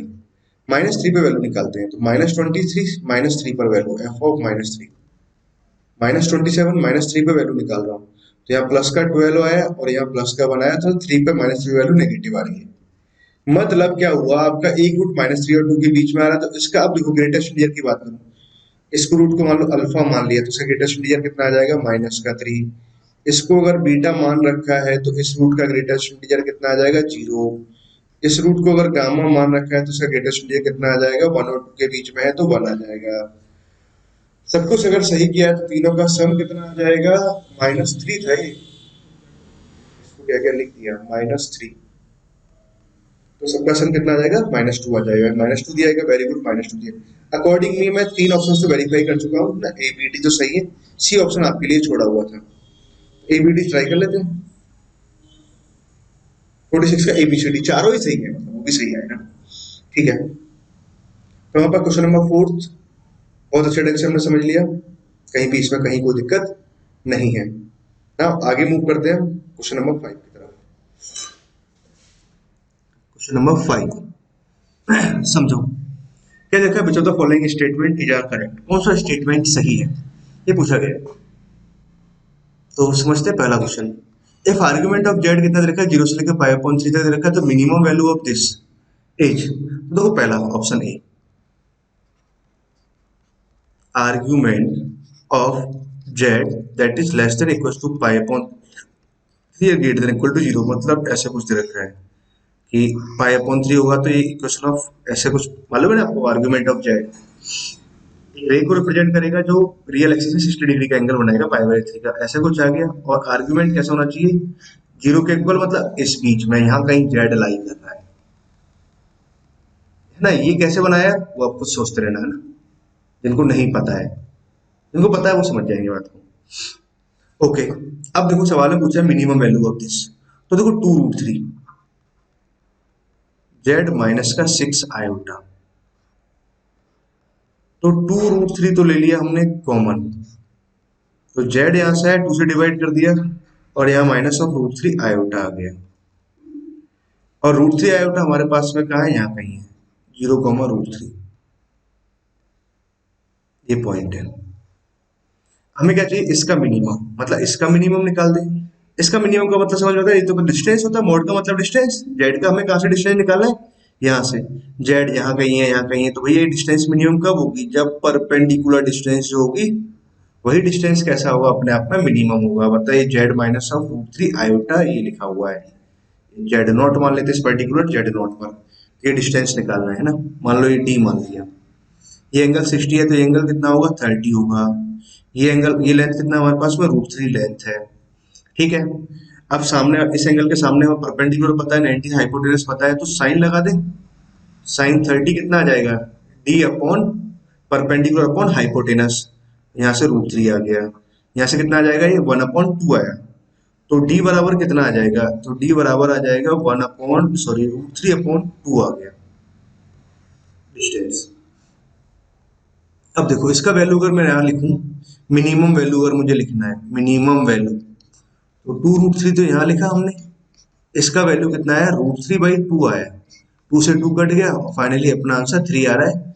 ये अपना आंसर है। एक बार कैलकुलेशन मिस्टेक भी आप कहीं ना कहीं चेक कर सकते हो, अगर नहीं हुआ है तो मतलब ये आंसर सही, मतलब 3 आ रहा है ना, और इसने क्या दिया, 6 दिया, मतलब पहला हमारे इस अकॉर्डिंग तो गलत है ना। दूसरे पे चलते हैं, option b, argument of z minus of 2 है ना, ऐसे कुछ दे रखा। अच्छा, जैसे आपने ये लिखा ना π/2, तो समझ जाना चाहिए कि ये सेमी सर्कल है और सर्कल का एक हिस्सा आ रहा है ना, ऑप्शन ए ना। तो इसको तो हटा देते हैं, ऑप्शन बी की बात करते हैं। ऑप्शन बी में अगर बात की जाए, argument of z minus of 2 upon में कितना लिखा हुआ है, जेड प्लस 2 आयोटा बराबर में π/2, तो ये बात समझ में आई कि it represent equation of semi circle. तो इसका कहाँ से पास कर रहा है, 2,0, तो 2,0 तो हमने यहाँ पे ही ले लिया। ये आ जाएगा 0,-2, यहाँ पे ही ले लिया। ये डायमीटर बनेगा और ये दोनों पॉइंट इंक्लूड नहीं होंगे। सर्कल यहाँ 90 डिग्री बन रहा है, सर्कल मतलब ऐसे पास कर रहा होगा। अभी मैं कंप्लीट सर्कल बना देता हूँ और फिर बताऊंगा एक्चुअल सर्कल क्या होगा। ठीक है, अब क्या ऊपर का हिस्सा आएगा, नीचे का हिस्सा आएगा, बस इतनी सी बात का ध्यान रखना है। अच्छा, इसके अलावा अगर मैं वेक्टर लिखूंगा तो भैया ये वेक्टर कितना बनेगा, z-z+2। ठीक है, ये वेक्टर लिखा z- दिस है ना, ये वाला वेक्टर अगर मैं लिखूं, सॉरी ये 2 आएगा यहाँ पर और यहाँ आ जाएगा z-2। एंटी क्लॉकवाइज अगर मैं रोटेशन लूं तो भैया लगाएंगे ना rotation formula, z-2 upon z+2 आया था, इसका मैग्नीट्यूड वगैरह ऐसे लिखा, तो इसका आर्गुमेंट कितना रहा, π/2। मतलब ये सही, मतलब इसका डायग्राम बनाएंगे तो ऊपर वाला डायग्राम आएगा, नीचे वाला नहीं आएगा, इसको काट देते हैं। अच्छा, इस बार चीज ये वाले पॉइंट भी नहीं आएंगे, इस बात को भी ध्यान रखना है। तो ये अपना एग्जैक्ट डायग्राम आया। यहाँ तक की बात तो समझ में आई। पूछा क्या है, मिनिमम वैल्यू ऑफ दिस, तो पॉइंट जेड का इस वाले पॉइंट से मिनिमम डिस्टेंस निकालना है ना, पता है मॉड का मतलब डिस्टेंस है, तो जेड का इस पॉइंट से डिस्टेंस, जेड कहाँ चल रहा है, सर्कल पे चल रहा है, सर्कल पर चल रहा है। ठीक है, अब पॉइंट हमारे पास में कहाँ आ रहा है, यहाँ कहीं आ रहा है ना। पॉइंट क्या है, -3,3। एक्स का वैल्यू नेगेटिव, तो -3,3। अब इस पॉइंट का सर्कल से डिस्टेंस, भैया क्या रहेगा, सेंटर से डिस्टेंस ऐसे निकाला आपने, तो ये समझो ना, ऐसे एक आर्क का हिस्सा है और यहाँ से डिस्टेंस निकाल रहे हैं, तो ये डिस्टेंस निकालेंगे तो भैया सेंटर से जो डिस्टेंस आया, तो ये जो डिस्टेंस आई, मान लो ये पॉइंट पी है, ये पॉइंट ए है, तो ये लेंथ निकालना है मुझे। और ये पी ए लेंथ की अगर मैं बात करूं तो इसका अगर सेंटर लिखूं तो मिड पॉइंट कितना आ जाएगा इसका, एक्स कोऑर्डिनेट, तो यहाँ से 1 आया, यहाँ -1 आया, पॉइंट पी की कोऑर्डिनेट है 3, ये आया। इसका जो रेडियस है, रेडियस कितना आ जाएगा इसका ना, इन दोनों पॉइंट के बीच की डिस्टेंस कितनी आ जाएगी हमारे पास में, 2r बराबर 4 + 4 तो 8 आ जाएगा, मतलब 2√2 आ जाएगा। तो 2√2 आया तो 2 से 2 कट गया, r का वैल्यू √2 आया, तो रेडियस इसका आ जाएगा √2। ठीक है, अब क्या करना है, मुझे पी ए लेंथ लिखना है, तो टोटल में से cp - r लगाता हूँ, cp - r, सेंटर से परमानेंट डिस्टेंस। तो देखो 1 - 3 कराएंगे तो 16 यहाँ से बना, 3 + 1 यहाँ करेंगे तो 16 यहाँ से बनेगा। ठीक है, तो यहाँ से आगे 32, माइनस का r लिखता हूँ, रेडियस कितना आ जाएगा √2। अच्छा, यहाँ पर 32 लिखा हुआ तो कितना लिख सकते हैं, 16 × 4 लिख सकते हैं, तो 4√2 यहाँ से आ गया, -√2 यहाँ से आया, तो मतलब ये तो कितना आ गया, 3√2 आया। तो मिनिमम डिस्टेंस वो कितना आएगा, 3√2 आएगा। क्या दिया है, बिल्कुल दे रखा है, ये अपना सही आंसर है। अच्छा, 4 प्रॉब्लम्स लिखी है बच्चों को, पता है अलग अलग तरह की है ना, बहुत ही बढ़िया बढ़िया प्रॉब्लम्स, मतलब जेईई मेन के हिसाब से दिखाए तो 4 प्रॉब्लम्स, और आपको अगर पता है ना सारी बातें, अच्छा देखो अगर आपको सारी बातें पता है ना तो सब प्रॉब्लम बहुत आसान आसान से फटाफट फटाफट कर सकते हो ना। अगला प्रॉब्लम सी पे बात करते हैं। Z1 Z2 lying on this ना, मतलब Z1 Z2 इस पे लाइक कर रहा है। अच्छा, इसको तो मैं यही सॉल्व कर दूंगा, मॉड ऑफ Z1 बराबर 5 है, मॉड ऑफ Z2 बराबर कितना है, 5 है। ठीक है, आपको इसका वैल्यू दे रखा है, इसका वैल्यू पूछा हुआ। अरे यार, ये तो मुझे बहुत अच्छे से याद रहता है, क्लास में बहुत बढ़िया से प्रॉब्लम बताते हैं बच्चों को और बकायदा फोकस भी कराते हैं। भैया याद रखा करो इसको, mod of Z1 square mod of Z2 square, ये आता है एक फॉर्मूला। ठीक है, तो इसकी हेल्प से मैं इसको फटाफट निकाल दूंगा। इसका वैल्यू चाहिए, इसका वैल्यू कितना दे रखा है, 2 दे रखा है, तो 4 आ गया। ये कितना दे रखा है, 5। मॉड ऑफ Z1 कितना, 5 है, तो 5 का स्क्वायर कितना, 25 25 50, 50 का हमने 2 से मल्टीप्लाई किया तो 100, और यहाँ से कितना आ जाएगा, ये Z1 plus mod of Z2 का होल स्क्वायर। 100 इधर गया तो 96, तो mod of Z1 plus Z2 अगर हम लिखेंगे तो √96, और 96 को मैं क्या लिख सकता हूँ, 16 ×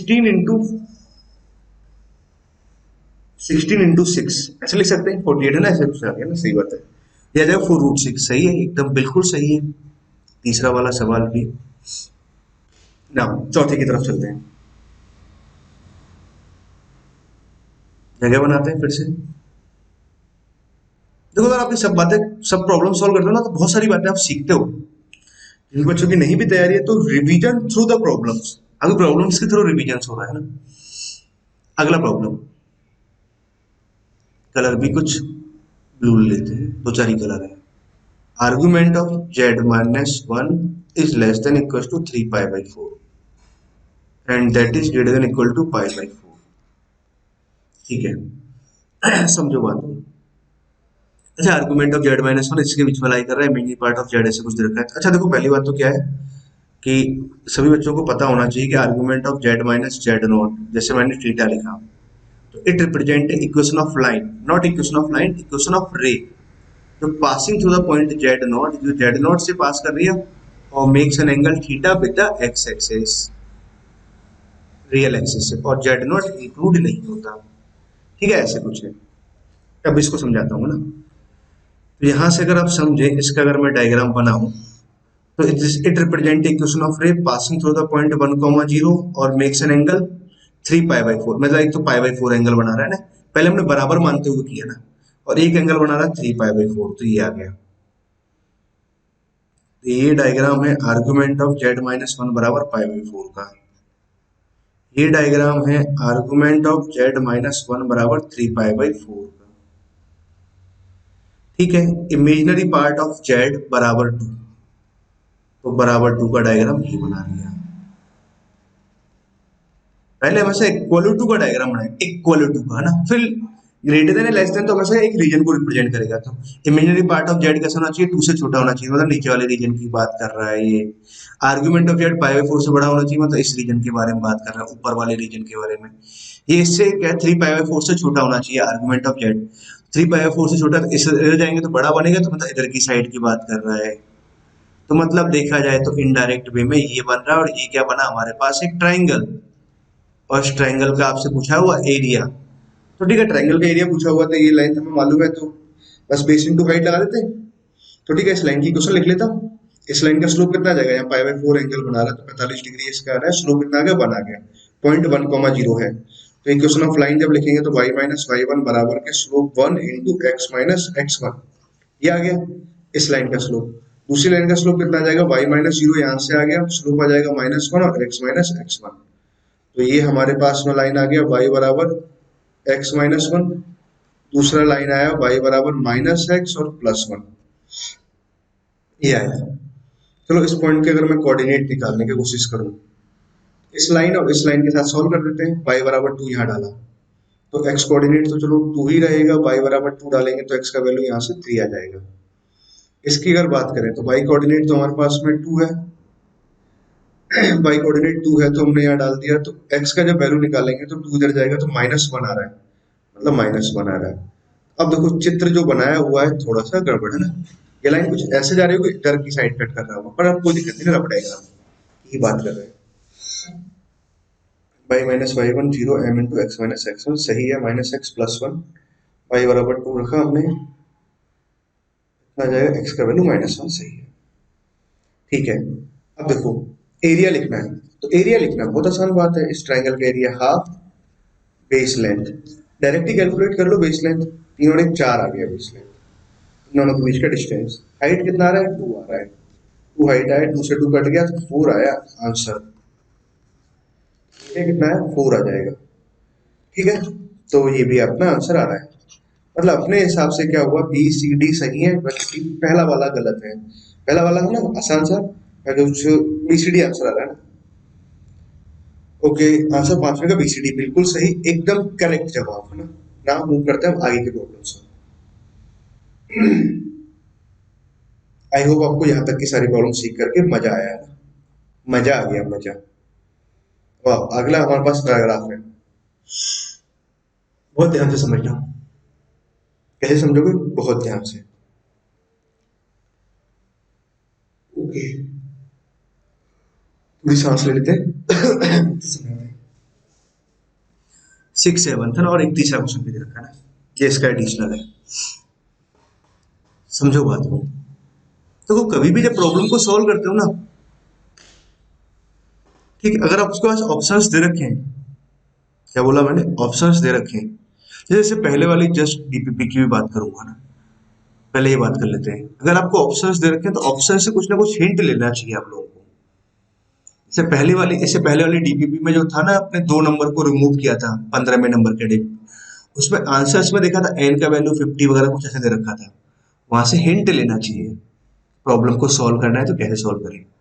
अब देखो यहाँ पे मॉड ऑफ समथिंग लिखा हुआ है, a x b x c x सब लीनियर है, तो a x b x c x polynomial दे रखे हैं if they exist satisfying for all value of x such that कि मॉड ऑफ एक linear polynomial, mod of b x option से देखा एक लीनियर पॉलिनोमियल, ऑप्शन सी से देखा हमने लीनियर पॉलिनोमियल, उनका जो मैग्नीट्यूड है ना, ऐसे कुछ या मैग्नीट्यूड समथिंग ऐसा कुछ एक्सप्रेशन दे रखा है, तो मॉड हटाने के बाद में ये रिलेशन आ रहा है। मतलब अगर समझा जाए ध्यान से अगर बात को कि भाई मॉड को कहाँ कहाँ मतलब इसे कहाँ कहाँ बदल रहा है डेफिनेट, -1 से पहले मतलब -1 से पहले और 0, -1 से पहले, -1 और 0 के बाद में से डेफिनेशन आ रही है। मतलब क्या रहा हमारे पास में, अगर मैं इसको अगर एफ एक्स मानूं तो एफ एक्स क्या रहा होगा मेरे पास में, ठीक है। तो फिर आपके पास में अगर एफ एक्स मान लिया तो कंपैरिजन से आपको ए x b x c x निकाल लें। मतलब अगर बात कही जाए और समझी जाए तो अगर मैं एफ एक्स अगर लिखने की कोशिश करूं, एफ एक्स को मैं क्या लिख सकता हूं, alpha mode of x plus one plus sign, beta mode of x plus sign, gamma और डेल्टा, इस तरह से लेते हैं expression, gamma x plus delta. ये बात की जाए F x, this is F x, यही एफ एक्स बनेगा ना हमारे पास में, जो -1 और 0 का राउंड चेंज कर रहे हैं, बस मॉड की डेफिनेशन को तो हमने ओपन किया है। ओके, समझ गया बात को, बहुत अच्छी समझ गया आप लोग बात को, तो यही है ना। अब क्या करते हैं, इस मॉड की अगर डेफिनेशन अगर मैं समझूं, फिर से अगर मैं इस मॉड की डेफिनेशन लिखूं, तो अब देखो ये डेफिनेशन हमारे पास दे रखी है, सिंप्लीफाई करके हम लिखते हैं फिर से, x अगर -1 से छोटा है, x अगर -1 और 0 के बीच में है, और x अगर 0 से बड़ा है, इक्वल टू हमने या बीच वाले पे ले लेते हैं, कहीं भी लिखो कोई खास फर्क नहीं पड़ता है, अकॉर्डिंग द प्रॉब्लम नहीं आनी है। इस पहले वाले मोड को अगर खोला जाएगा तो माइनस साइन से खुलेगा, x अगर -1 से छोटा हुआ तो x प्लस 1, इसको माइनस साइन से खोलेंगे तो minus beta x plus gamma x plus delta. या दूसरे वाले मोड को अगर हम खोलें, x जब -1 से बड़ा है तो ये पॉजिटिव खुलेगा, ये नेगेटिव खुलेगा, alpha x plus 1 minus beta x gamma x plus delta. x अगर पॉजिटिव है तब तो पहला वाला भी पॉजिटिव खुला x प्लस 1, दूसरा वाला भी पॉजिटिव खुलेगा बीटा एक्स गामा एक्स और डेल्टा। ये है हमारे पास रिलेशन। नाउ समझे बात को बहुत ही ध्यान से। अब मैंने एक एक्स की टर्म को एक साथ लिखते हैं, एक्स की टर्म को तो माइनस अल्फा माइनस बीटा और प्लस का गामा, ठीक है। 4 अननोन है तो 4 कंडीशंस आपके पास आनी चाहिए ना, वो आ जाएंगी। अब कांस्टेंट टर्म देखें, तो यहां से हमारे पास पहले पॉजिटिव वाले लेते हूँ, डेल्टा माइनस अल्फा कैसे लिख लिया, एक्स जब -1 है, यहां से अगर एक्स की टर्म्स में लिखो, अल्फा यहां से आ रहा है, माइनस बीटा यहां से आया, प्लस का गामा यहां से आया। कांस्टेंट टर्म देखूं तो अल्फा प्लस डेल्टा आया,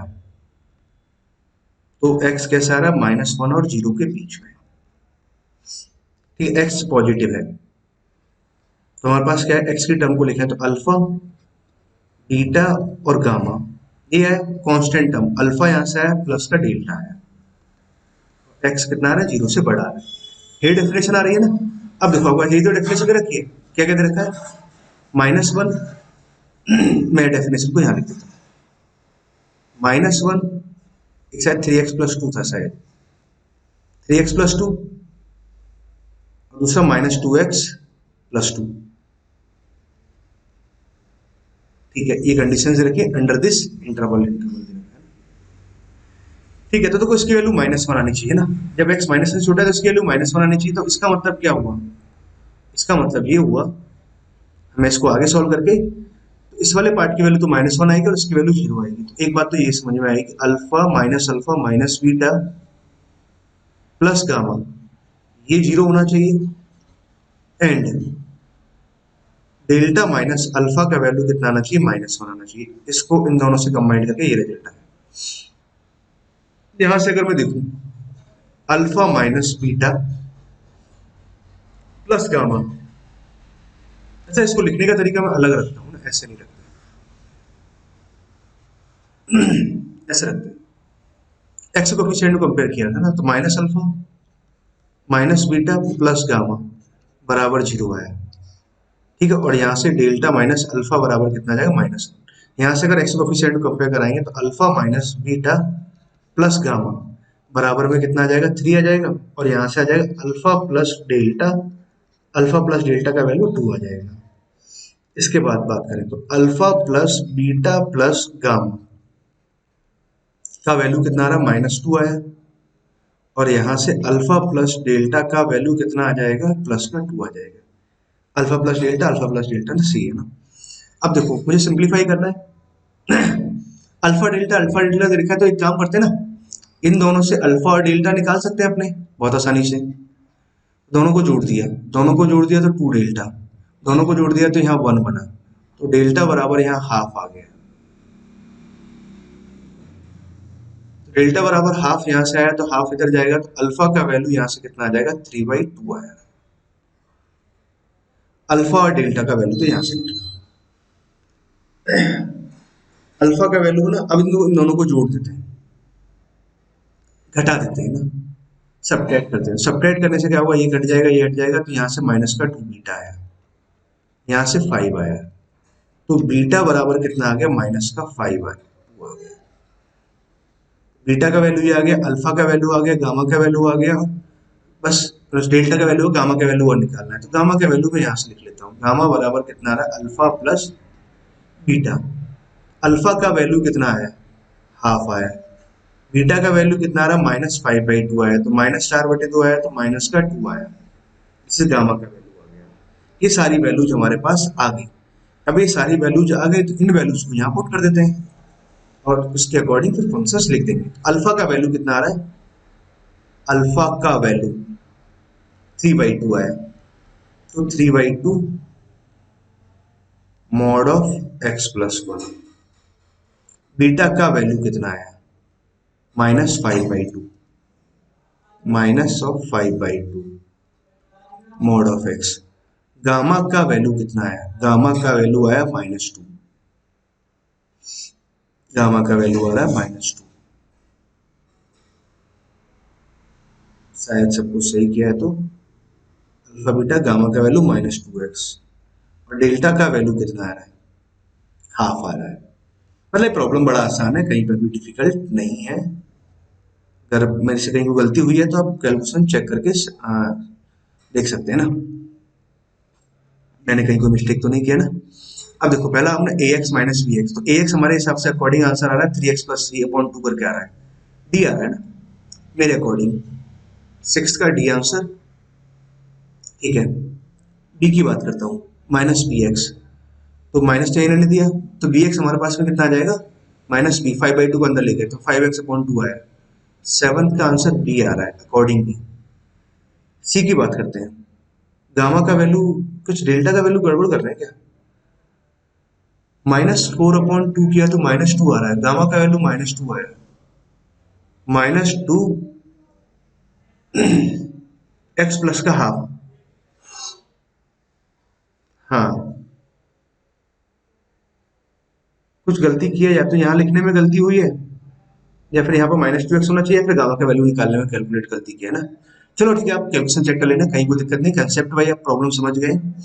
ठीक है, ओके, अभी देख लेते हैं हमने सही किया कि नहीं है। 6 और 7 का डी और बी, 6 और 7 का answer d and b, 6 and 7 का आंसर डी एंड बी है ना, बिल्कुल सही कर रहे हैं।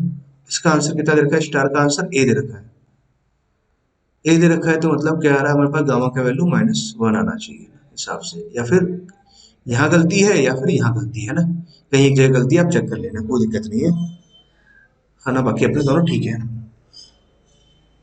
मूव करते हैं आगे के प्रॉब्लम पर। 3 प्रॉब्लम दे रखा है न्यूमेरिकल टाइप ऑफ प्रॉब्लम्स में, 8वां एक प्रॉब्लम ये आ गया, दूसरा प्रॉब्लम ये आ गया, तीसरा प्रॉब्लम ये आ गया। तीनों प्रॉब्लम बहुत छोटे छोटे से ना, कहीं पर भी कोई डिफिकल्टी नहीं है ना। सॉल्व करते हैं फटाफट। क्या दे रखा है, एफ एक्स बराबर, ये एक पॉलिनोमियल दे रखा है ना, f(1 - x) बराबर ये दे रखा है। a0 का वैल्यू 1 है, b1 का वैल्यू इतना है, b3 का वैल्यू k है। Area bounded by this, and the x axis Y axis and X Y root three upon X Y root three as A दे रखा है। लेटेस्ट इंटीजर ऑफ ए पूछा हुआ है ना। ठीक है, तो पहला काम तो क्या करना चाहिए, इसको सिंप्लीफाई करना चाहिए। सिंप्लीफाई कैसे करेंगे, F x upon one minus x, तो हमारे पास यहाँ दे रखा है, तो ये दे रखा है b not b one x b two x square b three x cube dot dot b n x power n. F x को अगर मैं ऊपर ले जाऊं तो इससे मैं क्या लिख सकता हूँ, अब देखो वन माइनस, अच्छा एक पॉइंट ही समझो, इसको मैं हमेशा याद रखता हूँ ना, मेरे बच्चे सारे इसे याद रखते हैं, और आप भी पढ़ रहे हो तो आप भी मेरे ही बच्चे हुए, मेरे द्वारा पढ़ाए हुए बच्चे हुए ना। तो one plus x square x cube है ना, ऐसे चलते रहेंगे, वो सब आता है ना, एक इनफाइनाइट जीपी का सम लिखा हुआ है ना। तो अब देखो एफ एक्स का वैल्यू कितना है, A naught A one X A two x square dot dot. ठीक है, जो जरूरत पड़ेगी वहां से वैसे लिखेंगे। इसको लिख सकते हैं one plus x square plus x cube, ऐसे कुछ लिखा। यहाँ से b not b one x b two x square b three x cube, b three x cube तो क्या है ना, समझे समझे समझे।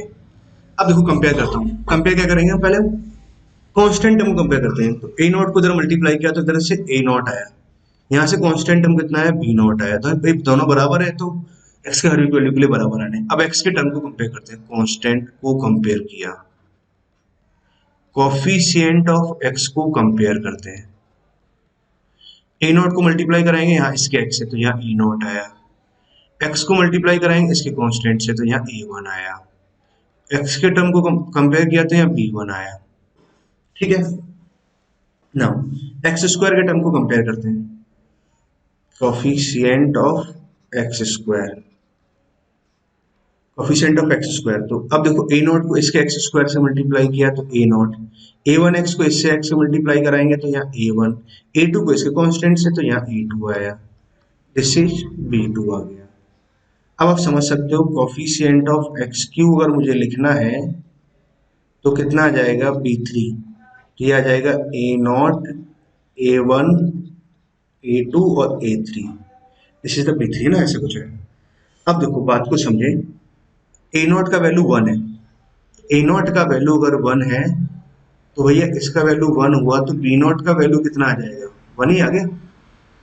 एक बात, बी वन का वैल्यू थ्री है, तो बी वन का वैल्यू अगर थ्री है और ए नॉट का वैल्यू वन है, तो यहाँ ए वन आया, और बी वन का वैल्यू थ्री है। ठीक है, तो यहां से ए वन का वैल्यू कितना आया,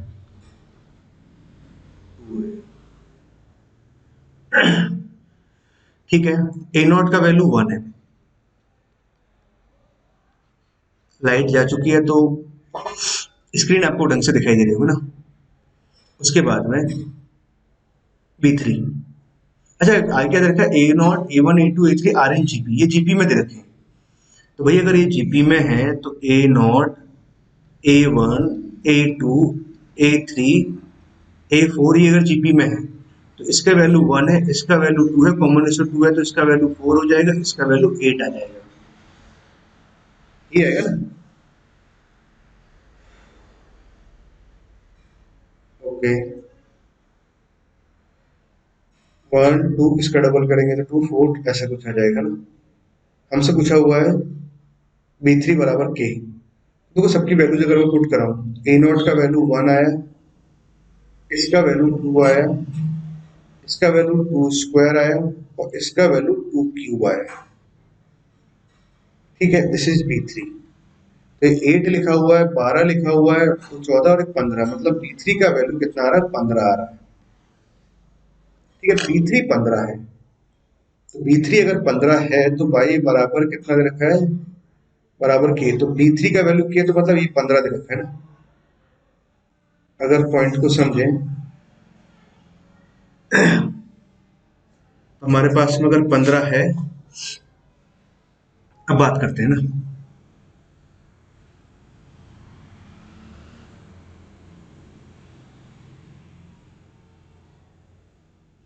इसको सबको हटा देते हैं। बी थ्री का वैल्यू 15 है ना, 15 आया, मतलब k का वैल्यू 15 आ रहा है। y बराबर कितना दे रखा है हमारे पास में 15/1 + x²। ये दे रखा है। इसका डायग्राम बनाना बहुत आसान बात होती है ना। हमेशा ध्यान रखो x बराबर 0 पे इसकी वैल्यू 15 आ जाएगी, तो मतलब डायग्राम कुछ ऐसे आएगा, इन्फिनिटी पे कुछ ऐसे और सिमेट्रिक डायग्राम आएगा, है ना। ये इसका डायग्राम आ जाएगा। x बराबर √3 हमारे पास यहाँ पे लिखा हुआ है, ठीक है। ये है x एक्सिस y एक्सिस हमने ले लिया, और x बराबर √3 से बाउंडेड एरिया ये आया, पूरा बाउंडेड एरिया। इसका एरिया लिखना है तो ये बहुत आसानी से लिख सकते हैं। एरिया आ जाएगा 0 से लेकर के √3 15/dx, तो 1 + x² dx यहाँ से आ गया, 15 यहाँ से आ जाएगा, ये tan इनवर्स x बनेगा, और लिमिट आ जाएगा 0 से √3, तो यहाँ √3 पुट कराएंगे तो 60 डिग्री, तो पाई बाई थ्री आ जाएगा, तो ये 5 पाई बना, 5 पाई बना। आई थिंक स्टूडेंट इसके आंसर में शायद करेक्शन था ना। इसका एरिया ए आ रहा है, तो ए बराबर कितना आ जाएगा 15 पाई। ठीक है, ये आ रहा है ना, कैलकुलेशन एकदम चेक भी कर लेना ना आप लोग ना। अब ये 5 पाई है ना, मतलब 15 पॉइंट समथिंग कुछ ऐसा हुआ ना, 15 पॉइंट समथिंग। आप ग्रेटेस्ट इंटीजर लोगे तो कितना आ जाएगा 15 आ जाएगा, ये आंसर रहेगा। सर इसका आंसर था 7 दे रखा है ना, आई थिंक इसका आंसर को चेंज कर लेना आप लोग ना, या फिर कहीं अगर कैलकुलेशन मिस्टेक है तो वो देख लेना ना। कंसेप्ट वाइज आप पूरा प्रॉब्लम समझ गए हो ना यहाँ से। चलो ठीक है, नेक्स्ट प्रॉब्लम की तरफ मूव करते हैं। Ninth problem. नाइन्थ प्रॉब्लम में हमारे पास क्या दे रखा है, एफ एक पॉलिनोमियल, मतलब बाइनोमियल टाइप का कुछ है ना, ट्राइनोमियल कुछ कह सकते हो। इसका जो एक्सपेंशन है x⁻30 x⁻29 ऐसे कम होती आ रही x, फिर एक कांस्टेंट टर्म आ रहा है, फिर x⁻−1 ऐसे, और x⁻−30 तक कुछ ऐसे जा रहा है। सी हमारे पास में क्या दे रखा है, n0 + n1 सबका सम दे रखा है। तो सी निकालना तो बहुत आसान बात हो गई। कैसे, इस वाली इक्वेशन में अगर x बराबर 1 आप पुट कर दें, इधर अगर 1 पुट कर दें तो इधर तो आ जाएगा n0 n1 + n2 dot dot n60 तक। 1 जब पुट कराएंगे तो यहाँ 0 आ जाएगा, मतलब सिंप्लीफाई करने पे 0 आ गया, तो इसका वैल्यू तो कितना आ जाएगा, 0 आ गया, मतलब सी का वैल्यू 0 आया। ठीक है, find the value of a + b if c minus of n30। n30 हमारे पास में क्या दे रखा है, n30 कांस्टेंट टर्म दे रखा है इन दिस एक्सपेंशन। तो कांस्टेंट टर्म निकालता हूं मैं, तो n30 हमारे पास में क्या है, कांस्टेंट टर्म है, कांस्टेंट टर्म। और इस एक्सप्रेशन को अगर आप ध्यान से देखें तो I can write √x - 1/√x, इसका होल स्क्वायर मतलब पावर 60। यहां से अगर मैं कांस्टेंट टर्म लिखूं तो चलो बहुत सिस्टमेटिक बता देता हूं, 60 CR आपने ऐसे लिखा, फर्स्ट टर्म पर तो आ जाएगा इन दोनों का डिफरेंस, और सेकंड टर्म पे आएगा नीचे वाला टर्म है जी पावर में, तो ये आ जाएगा 60 CR√x, पावर में आ जाएगा 60 -2R -1/r। कांस्टेंट टर्म के लिए हमें चाहिए, तो कांस्टेंट टर्म के लिए क्या होना चाहिए, 60 - 2R बराबर 0 आना चाहिए, तो R बराबर 30 आ जाएगा। R बराबर 30 और 31st टर्म होगा ना। कहना क्या चाह रहा है, कांस्टेंट टर्म निकालना है ना।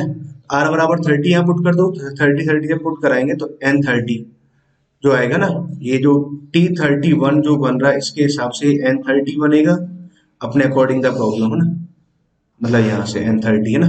और इसका जो वैल्यू आएगा R बराबर 30 जब पुट कराएंगे तो 60C30 आ जाएगा, और R का वैल्यू 30 तो E1 आ गया ना, ये आया। अब देखो हमें किसका वैल्यू निकालना था, C माइनस ऑफ n30, तो C का वैल्यू तो 0 आया, माइनस ऑफ n30 का वैल्यू कितना आ रहा है 60C30, यह आया। इसका वैल्यू आ रहा है माइनस ऑफ, इसको आप ऐसे लिख सकते हो 60 30, मतलब एनसीआर को डिनोट करने का एक और तरीका है ना जो उसने बता रखा है, ये आ गया। और यहाँ से आपको a + b लिखना है, find the value of a + b, कितना रखा है, तो a और b आ गया, तो a + b कितना आ जाएगा 90 आ जाएगा, ये अपना आंसर है। तो a + b कितना आएगा 90, दिस इज आवर आंसर। और अगर आप चेक करोगे तो ये आंसर सही है ना, बिल्कुल करेक्ट है, कहीं कोई दिक्कत नहीं है।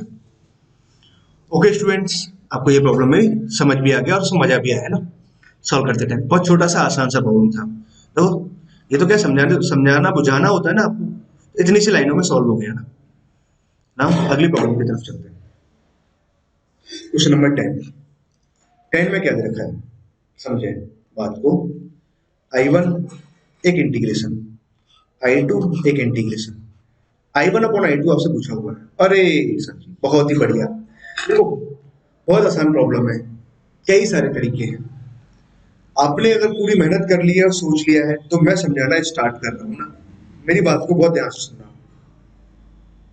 क्या बोला मैंने? मेरी बात को बहुत ध्यान से सुनना कि देखो I1/I2 निकालना है। एक तरीका I1 को आप सेपरेटली कैलकुलेट कर लो, पॉसिबल है, कैलकुलेट कर सकते हैं। I2 को सेपरेटली कैलकुलेट कर लो, पॉसिबल है, कैलकुलेट कर सकते हैं। I1/I2 निकाल लो, एक तरीका। दूसरा तरीका आप सीखने सिखाने वाला तरीका। सीखो, आप एक एक स्टेप आगे सीखो। इंटीग्रेशन है ना, इंटीग्रेशन का क्या है, कोई ईमान धर्म नहीं होता।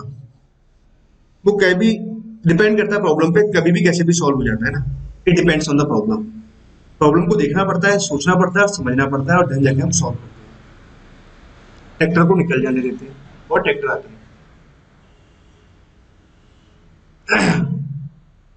समझो I1/I2 ना, तो बात को समझते हैं।